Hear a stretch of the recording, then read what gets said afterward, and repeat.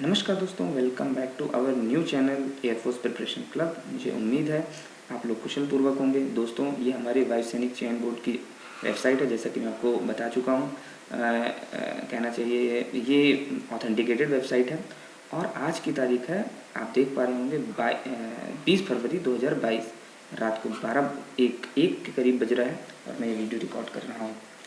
मुझे उम्मीद है दोस्तों कि आप लोग अभी तक चैनल को सब्सक्राइब कर चुके होंगे, बेल आइकन को प्रेस कर चुके होंगे और वीडियो को देखने में आपको मज़ा आ रहा होगा। और अगर आपको लोगों को दोस्तों मेरा वीडियो पसंद आ रहा है, एफर्ट्स पसंद आ रहे हैं, तो आप जरूर चैनल को लाइक ज़रूर करके जाइए दोस्तों। उससे मेरे को मोटिवेशन मिलता है, मुझे समझ में आता है कि आप लोगों को वीडियो पसंद आ रहा है, तो मुझे जो है ना वीडियो को बनाने में मज़ा आता है। मैं वीडियो बनाता रहूँगा, एक आदमी भी रहेगा मेरे चैनल में, एक सब्सक्राइबर भी रहेगा, मैं उसके लिए भी वीडियो बनाऊँगा। मेरा अल्टीमेट गोल है कि इस चैनल से कोई एक बंदा भी अगर सिलेक्ट हो जाता है एयरफोर्स में, तो मेरे को इससे बढ़कर मेरे वीडियो बनाने की मेहनत जो है वो सफल हो जाएगी। लेकिन अगर आप वीडियो को लाइक करते हैं और अपने दोस्तों के साथ में शेयर करते हैं, तो उससे आपको भी एक साथी मिल जाएगा। लाइक करेंगे तो मुझे मोटिवेशन मिलेगा और शेयर करेंगे तो आपको साथी मिलेगा। साथ ही साथ जो कहना चाहिए, इसमें जो कैंडिडेट हैं, जो मेरी मेहनत है, इसमें कैंडिडेट जुड़ेगा तो मेरी जो मेहनत है वो हर किसी तक पहुंचेगी, एक ऑथेंटिकेटेड जानकारी मिलेगी। मैं आपको कोई स्लाइड बना के नहीं दिखा रहा हूँ, मैं आपको रियल टाइम इन्फॉर्मेशन प्रोवाइड करा रहा हूँ। आप देख रहे हैं कि जो वेबसाइट है ये प्योरली एयरफोर्स की ओरिजिनल वेबसाइट है, जहाँ से मैं आपको जानकारियाँ दे रहा हूँ। सारी जानकारियाँ ऑथेंटिकेटेड हैं, सारी जानकारियाँ रियल हैं और रियल टाइम पे प्रोवाइड करवाई जा रही हैं। मतलब आज आप यहाँ पे देखेंगे, ये देखिए, ये जो टाइम है ना, ये अभी का टाइम है, ये डेट है, अभी की डेट है, ये एयरफोर्स के द्वारा प्रोवाइड की गई डेट है। मैं कोई 2 दिन पहले का वीडियो बना करके अपलोड नहीं कर रहा हूँ। मैं डेली जिस दिन वीडियो बनाता हूँ उस दिन आपको इन्फॉर्मेशन दे करके और अपलोड कर देता हूँ, तुरंत की इन्फॉर्मेशन मिलती है। हाँ, आज से 3 साल बाद जब आप ये वीडियो देख रहे होंगे, हो सकता है उस वक्त तक एयरफोर्स ने अपने कुछ नॉर्म्स बदल दिए होंगे और उस समय क्राइटेरिया बदल दिया होगा। लेकिन प्रेजेंट कंडीशन में मैं जो आपको इन्फॉर्मेशन दे रहा हूँ वो आज की डेट की ये इन्फॉर्मेशन है। ये आप देख पा रहे होंगे, इस इस डेट की इन्फॉर्मेशन आप तक पहुँच रही है, मतलब रियल टाइम इन्फॉर्मेशन पहुँच रही है। तो दोस्तों, इसीलिए मैं आपसे चाह रहा हूँ कि जो आप अपने दोस्तों के साथ में, अपने फ्रेंड्स के साथ में, अपने रिलेटिव्स के साथ में, छोटे भाई बहनों के साथ में इस वीडियो को शेयर करिए, उनको बताइए कि ऐसे ओरिजिनल और ऑथेंटिकेटेड इन्फॉर्मेशन मिल रही है। अभी हमने पिछले वीडियो में दोस्तों हमने एजुकेशन क्वालिफिकेशन के बारे में पूरी जानकारी प्राप्त की थी। अगर आपने वो वीडियो नहीं देखा है तो इस वीडियो के आखिरी में उस वीडियो का आपको नोटिफिकेशन आ जाएगा, वहाँ से वो वीडियो देख सकते हैं। फिलहाल आज हम जो बात करने वाले हैं, आज हम फिजिकल एंड मेडिकल स्टैंडर्ड के बारे में बात करने वाले हैं। साथ ही साथ हम विजुअल स्टैंडर्ड को भी कवर करने की कोशिश करेंगे और अगर हमारा टाइम बच जाता है तो हम एयरमैन के ट्रेड्स एंड टास्क के भी ऊपर एक छोटा सा वीडियो को थोड़ा सा खींचने की कोशिश करेंगे। लेकिन ट्रेड एंड टास्क का वीडियो तभी बनेगा अगर हमारे पास टाइम आज ज़्यादा रहता है। तो अगर वीडियो आज ही का लंबा हो जाता है तो हम इसको अगले वीडियो में कवर करने की कोशिश करेंगे। फिलहाल अगर हम बात करें तो फिलहाल हम मेडिकल और फिजिकल स्टैंडर्ड्स के बारे में बात करते हैं। तो अगर हम फिजिकल और मेडिकल स्टैंडर्ड की बात करें तो हम सबसे पहले देखने की कोशिश करते हैं कि एयरफोर्स की रिक्वायरमेंट्स क्या क्या हैं। तो इसके लिए हम इसको टच करते हैं। तो जैसे ही हम इसको टच करते हैं तो यहाँ पे देखिए, ये खुल करके ये वाली मेनू खुल करके हमारे पास सामने आ जाती है। ये आप देख पा रहे होंगे, इसमें काफ़ी कुछ जानकारी दी हुई है। अब हम इसको स्क्रॉल कर देते हैं तो हमें पता चल जाएगा कि हमारी रिक्वायरमेंट क्या क्या है। तो अगर हम अब इसको देखें तो एयरफोर्स की रिक्वायरमेंट क्या है, सबसे पहले तो पढ़ने की कोशिश करते हैं। To get selected as an airman the candidate must be physically and mentally fit to perform duties any part of the world, climate and terrains. कहने का मतलब ये है, कुल मिला के ये सीधे शब्दों में ये कह रहा है कि अगर आपको एयरमैन बनना है, एयरमैन जेल में सिलेक्ट होना है, तो candidate must be physically and mentally fit, मानसिक और भौतिक रूप से आपको फिट होना होगा to perform any type of duty in the world. किसी भी प्रकार की ड्यूटी दुनिया के किसी भी कोने में, किसी भी क्लाइमेटिकल कंडीशन में आप परफॉर्म करने के लिए बिल्कुल फिट और मेंटली फिट होने चाहिए। फिजिकल स्टैंडर्ड जो थोड़े मोटे नीचे दिए हुए हैं, मैं आपको मोटा मोटी समझाने की कोशिश करता हूँ। नीचे जो फिजिकल स्टैंडर्ड दिए हुए हैं उसमें वेट के बारे में दिया हुआ है, आपका वेट कितना होना चाहिए। तो इसके हिसाब से एयरफोर्स की जो रिक्वायरमेंट है उसके हिसाब से आपका वेट शुड भी आपकी एज और आपकी हाइट के अकॉर्डिंग उसके प्रोपोर्शन में होना चाहिए। कुल मिला के BMI जो आप नापते हैं वो BMI आपकी नॉर्मल आनी चाहिए, ठीक है। चेस्ट की हम बात करें तो चेस्ट में दिया हुआ है minimum range of expansion 5 centimetre, मतलब नॉर्मल आपकी जो छाती की माप ली जाएगी उस वक्त जब मेडिकल होगा आपका, उसके बाद जब आपको बोला जाएगा कि अपनी छाती को फुलाओ, सांस अंदर भरो, तो 5 सेंटीमीटर कम से कम आपकी छाती फूलनी चाहिए। हियरिंग की बात करें, सुनने की शक्ति के बारे में बात करें, तो इसमें क्लियरली लिखा हुआ है शुड हैव नॉर्मल हियरिंग। एक नॉर्मल हियरिंग कितनी होती है, वैसी आपकी नॉर्मल हियरिंग होनी चाहिए, आपको सुनने में कोई दिक्कत नहीं होनी चाहिए किसी प्रकार की। एग्जाम्पल के रूप में इसने कहा है able to hear forced whisper from a distance of 6 meter by each ear separately. मतलब आपको फोर्स्ड विस्पर क्या होता है, एक जो जैसे दूर से नहीं बोलते हैं आए मेरी बात सुन ऐसे करके, मतलब थोड़ा सा विस्पर ही करेगा, वो हल्का विस्पर लेकिन फोर्सफुली विस्पर करेगा, थोड़ा सा तेज आवाज़ में विस्परिंग करेगा, वो आपको सुनाई देनी चाहिए कम से कम 6 मीटर की डिस्टेंस से, हर एक कान से अलग अलग। ठीक है। डेंटल के बारे में बात करें तो should have healthy gums, good set of teeth. मतलब अब हेल्दी गम कैसे होते हैं, अब ये तो एफओसी बता पाएगी। इसमें कहने का, इसमें सीधे सीधे इसने ये लिखा हुआ है हेल्दी गम्स होने चाहिए, किसी आपके जो मसूड़े हैं उसमें किसी भी प्रकार की कोई दिक्कत नहीं होनी चाहिए। ठीक है। गुड सेट ऑफ टीथ होने चाहिए, मतलब दांतों की कंडीशन अच्छी होनी चाहिए।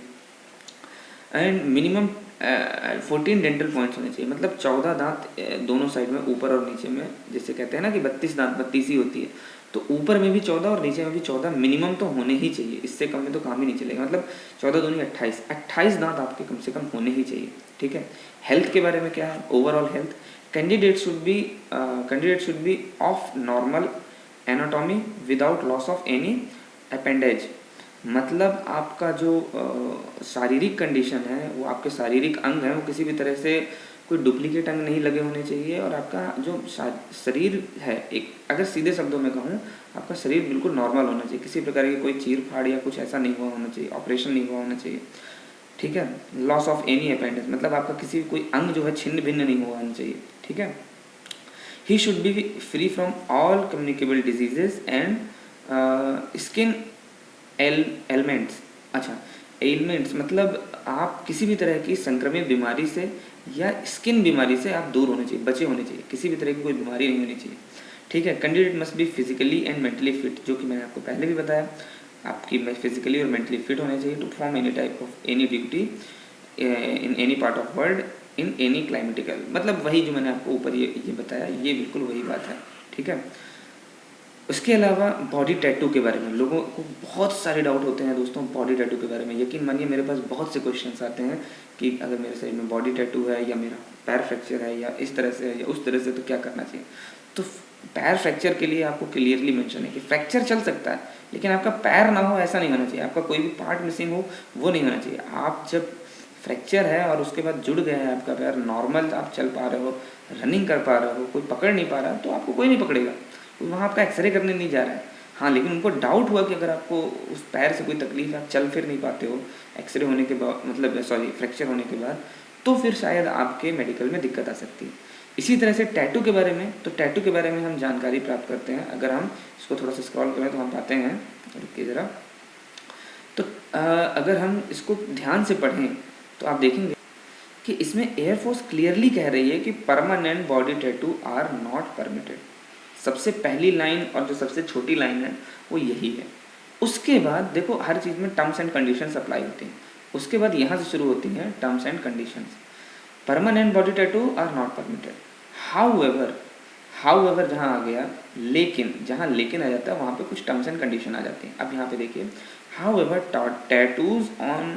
Tattoos only on inner face of the four arms. आपके जो कहना चाहिए इसको क्या कहेंगे हिंदी में, फोर आर्म्स को, तो फोर आर्म्स का हिंदी तो मुझे नहीं पता, लेकिन जो आपकी कोहनी से लेकर के आपकी जो कलाई तक का जो ऐसा कहना चाहिए जो वाइट वाला पोर्शन होता है, जो वैसे अंदर साइड को, जब आप कैसे बताऊँ, फोर आर्म्स होता है, कोहनी से लेकर के कलाई तक का जो पार्ट होता है। ठीक है। तो कहने का मतलब इसमें लिखा हुआ है साफ शब्दों में कि however tattoo only inner face of the forearms inside of elbow to the wrist. ठीक है। कोहनी से रिस्ट तक का जो इनर भाग होता है, back part of the hand, reverse side of the palm, आपके हाथ का बैक साइड होता है। मतलब ये पूरी कहानी कह रहा है अभी, tattoo only on inner face of the four arm, back part of hand, river side of palm, मतलब आपके हथेली के पीछे की तरफ का जो हिस्सा है, and tribals with tattoo which are as per custom tradition of their tribe may be considered. कहने का मतलब ये है कि इसमें साफ शब्दों में ये कह रहा है कि परमानेंट बॉडी टैटू तो परमिटेड नहीं है, लेकिन कुछ केसेस में tattoo on inner face of the four arm, आपके जो फोर आर्म होते हैं, आपका जो फोम आर्म है उसके इनर साइड का, ठीक है। और दूसरा, अगर आपका बैक साइड है तो बैक पार्ट ऑफ हैंड के बैक साइड में या रिवर साइड ऑफ पाम में, आपके जो हथेली है उसके पीछे की तरफ में, and tribals with tattoo which are as per custom tradition on their tribe, जो आदिवासी या ऐसी जनजाति होती हैं, दूसरी जनजाति होती हैं, उन जनजातियों के जो कुछ टैटूज़ होते हैं, कुछ उनके ट्रेडिशन के टैटूज़ होते हैं, अगर वो टैटू हैं तो उनको कंसीडर किया जा सकता है। लेकिन फिर यहाँ पे लेकिन शब्द का उपयोग किया गया है, उसमें साफ शब्दों में कहा है right to decide on acceptability या अनएक्सेप्टेबिलिटी, दोनों की बात की गई है। जो राइट होगा डिसाइड करने का ऑफ द टैटू के ऊपर, वो मतलब सीधे शब्दों में अगर कहूँ, however right to decide on acceptability और unacceptability of the individual rest with the selection centres, मतलब कहने का मतलब ये है कि इसको डिसाइड करने की इतना सब कुछ इसको कंसीडर किया जा सकता है, लेकिन आपका ये राइट नहीं है कि इसको कंसीडर करवाओगे या ये राइट केवल सिलेक्शन सेंटर, जिस सिलेक्शन सेंटर में आप जा रहे हैं, अपने डॉक्यूमेंट प्रोड्यूस कर रहे हैं, जहाँ मेडिकल होगा, उस सिलेक्शन सेंटर को अधिकार होगा कि वो आपके टैटू को एक्सेप्ट करे या उसको रिजेक्ट कर दे, ठीक है। तो आप उससे लड़ नहीं सकते। Candidate with permanent body tattoo are to submit 2 photographs close up and distinct view. कहने का मतलब है आपको, अगर आपके पास परमानेंट टैटू है और अगर आपको परमिट कर दिया जाता है या आपको एयरफोर्स या सिलेक्शन सेंटर आपको परमिट कर देता है, तो आपको अपने 2 फोटोग्राफ उसके क्लोजअप के और डिस्टिंक्ट व्यू के सबमिट करने होंगे। उसके साइज़ मतलब with detail of size and type of tattoo, मतलब आपका वो टैटू किस टाइप का है, ट्राइबल से जुड़ा हुआ है, आपके धर्म से जुड़ा हुआ है, किस टाइप का टैटू है उसके बारे में बता करके, और उसकी साइज़ का क्या साइज़ उस टैटू का, वो साइज़ का पूरा आपको डिटेल उसमें मेंशन करके उसको जमा करना होगा। वो भी तब जब आपको इसके लिए अलाउ कर दिया जाता है। अब हम इसको थोड़ा सा समझने की कोशिश करते हैं। नोट क्या है, तो नोट पढ़ने की कोशिश करते हैं। अब देखिए, नोट में क्लियरली इसने पहला जो नंबर दिया वो उसमें क्लियर है, minimum height acceptable for recruitment will be 152.5 centimetre, मतलब आपकी 152.5 सेंटीमीटर तक तो हाइट होनी ही चाहिए, उससे कम हाइट आपको एक्सेप्ट नहीं करेंगे एयरफोर्स में, ठीक है। लेकिन कुछ ट्रेड्स में हाइट्स की जो डिमांड है वो थोड़ी ज़्यादा या कम हो सकती है, तो वो हम देखते हैं कि क्या कैसा है। तो यहाँ आप देख पा रहे होंगे कि ऑटोटेक ट्रेड के लिए जो एनी और हिल स्टेट्स, एनी क्या होता है, एनी मतलब होता है नॉर्थ ईस्ट, ठीक है। नॉर्थ ईस्ट और हिल स्टेट, जो हिली स्टेट्स होते हैं, पहाड़ी क्षेत्र होते हैं, उनके लिए थोड़ी सी हाइट की रिलैक्सेशन दे देते हैं।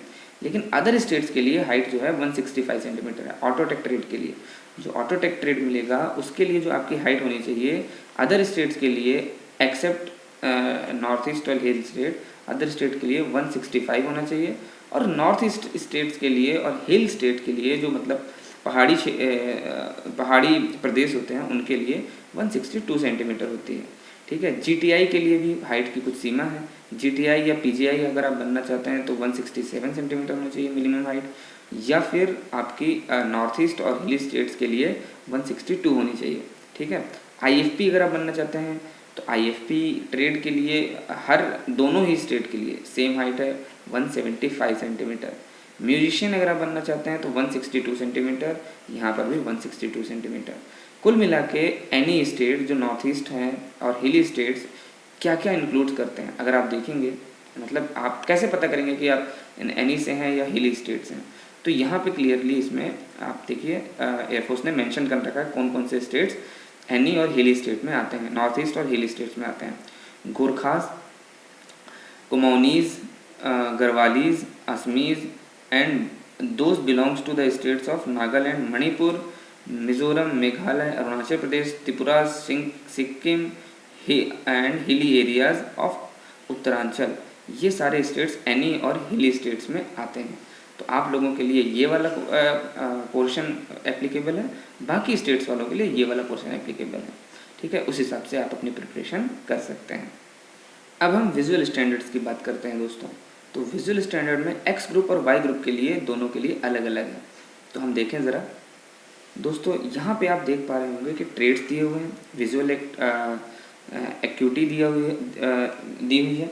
इसके अलावा डिफरेंट डिफरेंट टाइप के कॉलम्स बने हुए हैं। हाइट दी हुई है कि क्या हाइट चाहिए उस ट्रेड के बंदे के लिए, और लेग लेंथ क्या होनी चाहिए। तो लेग लेंथ के बारे में दिया हुआ है, मतलब आपके पैर की लंबाई कितनी होनी चाहिए।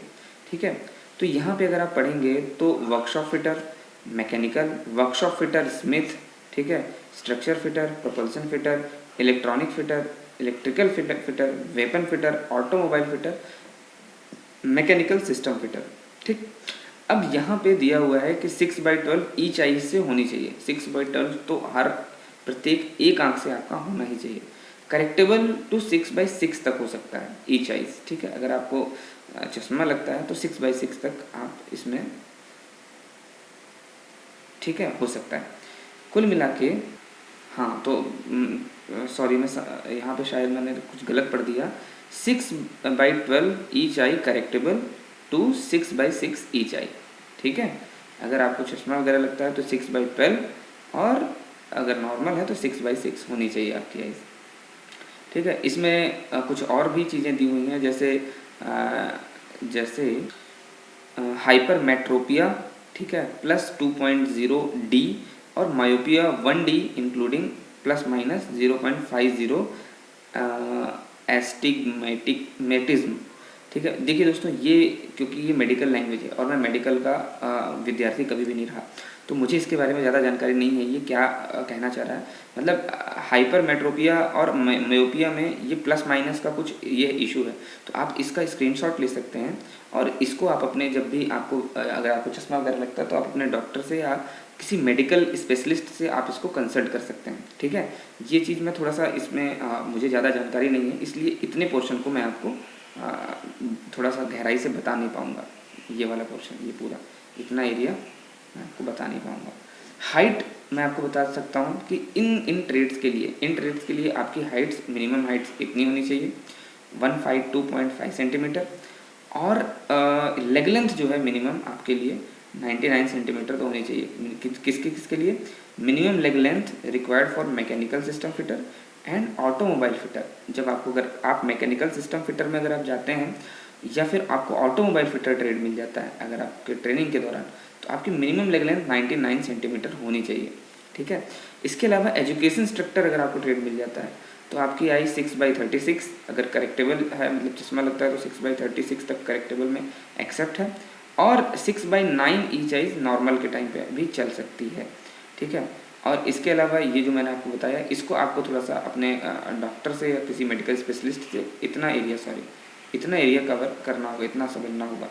इसके अलावा हाइट 152.5 सेंटीमीटर ही रिक्वायरमेंट है इसके लिए, एजुकेशन इंस्ट्रक्टर के लिए, और लेग लेंथ के लिए इसमें कोई भी ऊंची सीमा या नीची सीमा दी नहीं है। तो ये तो हो गई विजुअल स्टैंडर्ड्स की बात एक्स ग्रुप के लिए। अब हम वाई ग्रुप के लिए देख लेते हैं। अब देखिए दोस्तों, यहाँ पे आप देख पा रहे होंगे हम वाई ग्रुप में आ गए हैं। ठीक है, ये एक मिनट, ये वाई ग्रुप का है, और ये पूरा उसका ट्रेड, विजुअल एक्यूटी, और ये जो मैं आपको बता रहा था colour vision and maximum limit of reference error, height and leg length, ये दी हुई है। लेग लेंथ के बारे में अगर हम बात करें तो मैं आपको मोटा मोटी बता कि यहाँ आप देख पा रहे होंगे लेग लेंथ में किसी भी प्रकार की कोई रिक्वायरमेंट है नहीं, तो लेग लेंथ की चर्चा हम नहीं करेंगे। अब हम बात करेंगे डायरेक्ट मेन पॉइंट्स की। ऑब्सटेंट है, ऑब्सटेंट ट्रेड अगर आपको मिलता है तो आपकी जो हाई साइट है वो करेक्टेबल में 6/12 तक चल सकती है, और 6/6 अगर आपकी नॉर्मलाइज है।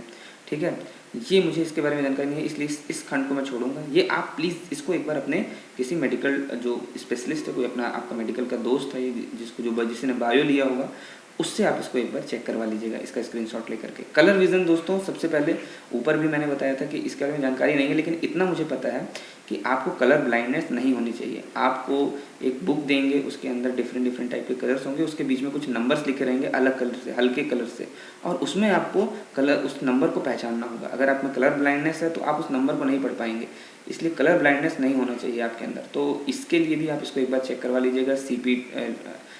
CP सेकेंड, CP थर्ड या CPT सेकंड, ये सब क्या है ये मुझे इसके बारे में जानकारी नहीं है, लेकिन कलर विज़न मुझे पता है कि कलर ब्लाइंडनेस से रिलेटेड ही ये एक कहना चाहिए कॉलम हो सकता है। ठीक है, तो यहाँ पे आप देख पा रहे होंगे कलर एक्यूटी इसमें अलग अलग ट्रेड के लिए अलग अलग है। Admin assistant, account assistant, medical assistant और लॉजिस्टिक असिस्टेंट, इसके लिए करेक्टेबल है 6/36 और 6/9 ईच आइज तक आप इसमें ये लोग वो कर सकते हैं।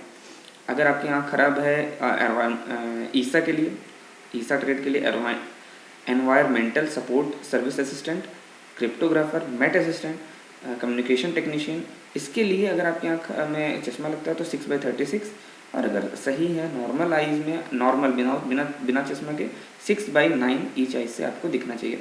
ऑटो टेक्नीशियन के लिए 6/12 चश्मे के साथ, और अगर आपका नॉर्मल आई है तो 6/6। GTI के लिए माफ़ करिएगा, GTI के लिए भी आप देखेंगे 6/12 ईच आइज से चश्मे के साथ, 6/6 नॉर्मल। अब यहाँ पे हाइट देखेंगे तो मिनिमम हाइट 1552, 152, 152, इन सभी के लिए 152 की ही रिक्वायरमेंट है, 152.5 सेंटीमीटर।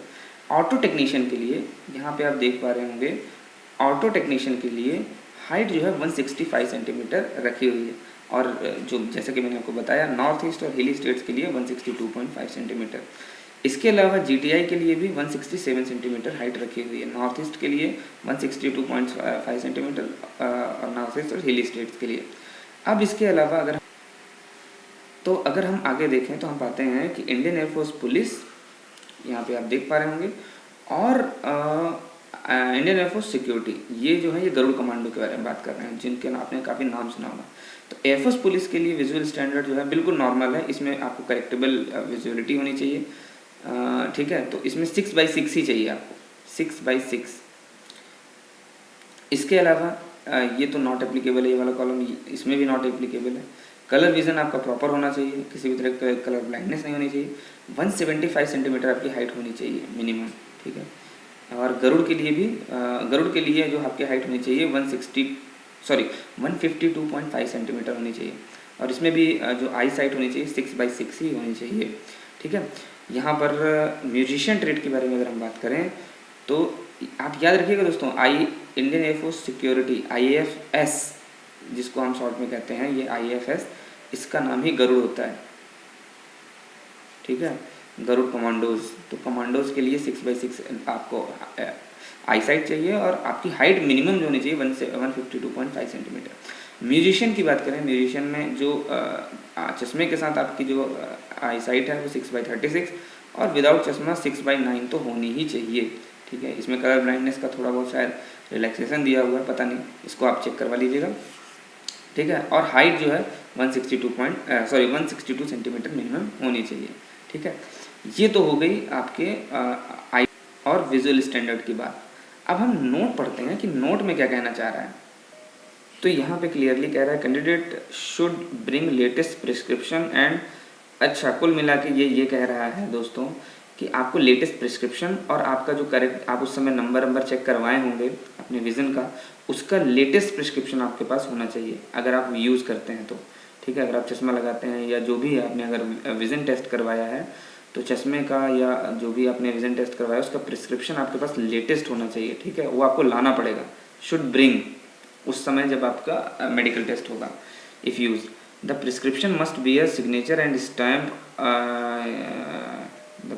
लिखा हुआ है the prescription must be a signature stamp and registration number of eye specialist. जिस आई स्पेशलिस्ट के पास में आप जाकर के नंबर वगैरह चेक करवाएंगे, अपनी आई साइट चेक करवाएंगे, उसका स्टैम्प होना चाहिए, नंबर होना चाहिए, रजिस्ट्रेशन नंबर होना चाहिए और सिग्नेचर होना चाहिए। ठीक है, इसमें लिखा हुआ है सर्जरी, किसी भी प्रकार की corneal surgery is not acceptable. इस प्रकार की कोई भी सर्जरी एक्सेप्टेबल नहीं है। अगर आप सर्जरी करवाए हैं कॉर्नियल की तो आपको वो एक्सेप्टेबल नहीं होगी। Candidates are advise to take tartar and stains removed from their teeth before. अच्छा ओके, कहने का मतलब ये है कि कैंडिडेट्स को एडवाइस की जाती है कि वो अपने दांत वाँत को साफ़ करवा करके आएँ किसी भी टेस्ट में अपीयर होने के लिए। मतलब अगर आप अपने for online test, ear should be free from wax, मतलब कुल मिला के हाइजीन मेंटेन करने के लिए कह रहा है। आप गंदे दांत, पीले दांत और ये सब तम्बाकू खाते हैं, गुटखा खाते हैं और ऐसे पहुंच गए, तो वो उसके लिए बोल रहे हैं कि आप जा करके अपने दांतों को थोड़ा साफ़ सुथरा करवा करके जब पहुँचे वहाँ पे टेस्ट के लिए तो वैसे पहुँचे। And year should be free from wax, अगर आप जब कानों का टेस्ट करेंगे तो कान में किसी प्रकार का वैक्स नहीं, गंदे कान नहीं होने चाहिए, कुल मिला के मैल साफ़ होना चाहिए। उम्मीद करता हूँ दोस्तों आपको पसंद आया होगा। अभी काफ़ी ज़्यादा टाइम हो गया है, 26 मिनट का वीडियो बन चुका है ऑलरेडी। तो मैं अभी आपको ट्रेड एंड टास्क के बारे में इस वीडियो में नहीं बताता हूँ। नेक्स्ट वीडियो में हम ट्रेड एंड टास्क देखेंगे। अगर आपको ट्रेड मिलते हैं तो आपको, अगर वो ट्रेड मिल जाता है तो आपको क्या काम करना होगा एयरफोर्स में और क्या कैसे परफॉर्म होगी आपकी ड्यूटी, तो हम वो नेक्स्ट वीडियो में देखेंगे। फिलहाल के लिए मुझे उम्मीद है कि आपको वीडियो मेरा पसंद आया होगा, जो भी इन्फॉर्मेशन दी होगी वो आपको समझ में आई होगी।